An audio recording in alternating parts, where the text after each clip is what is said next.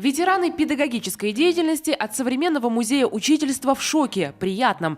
Большая часть экспонатов не за стеклом, а вот в таких альбомах. Перелистываешь страницы, а там первая школьная форма, советские принадлежности, дореволюционная учебная мебель. Потрогать, конечно, нельзя, зато рассмотреть можно со всех сторон. Это только начало виртуального музея. Скоро переместиться в класс земской школы можно будет просто, надев специальные очки. Второй этап большой – это создание виртуального музея для пользователей сети интернет. Это в конце июля.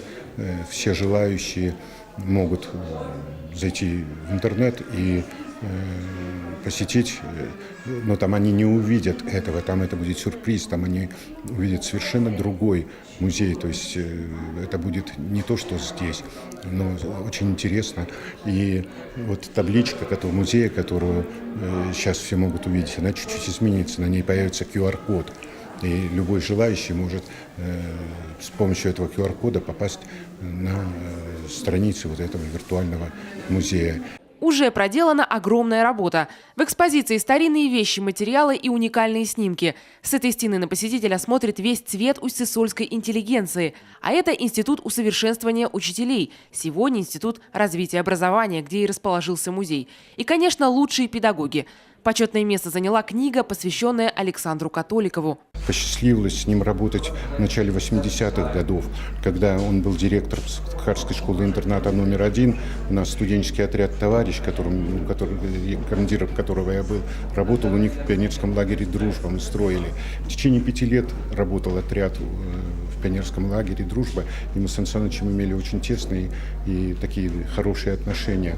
Удивительный педагог, у него было больше 350 детей, начиная от детсадовского возраста и кончая 8 классом. И он всех знал по фамилии, по имени, знал биографию каждого ребенка. В числе лучших, но уже современных Мария Кузьбожева, заслуженный учитель Коми АССР, не так давно возглавлявшая гимназию искусств при главе Коми имени Юрия Спиридонова. На открытии очень символично оказалась рядом с коллегами.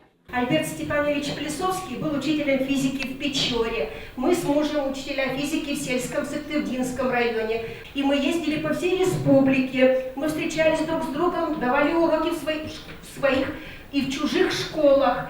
И было так здорово, столько было в этом, как сейчас молодежь бы сказала, драйва. На то, чтобы собрать первую осязаемую экспозицию, у создателей проекта ушло всего 4 месяца. В основе большая научная база. Команда заручилась помощью консультантов. Очень важно, чтобы будущее поколение, молодое наше поколение, знали воочию тех учителей, которые много-много лет назад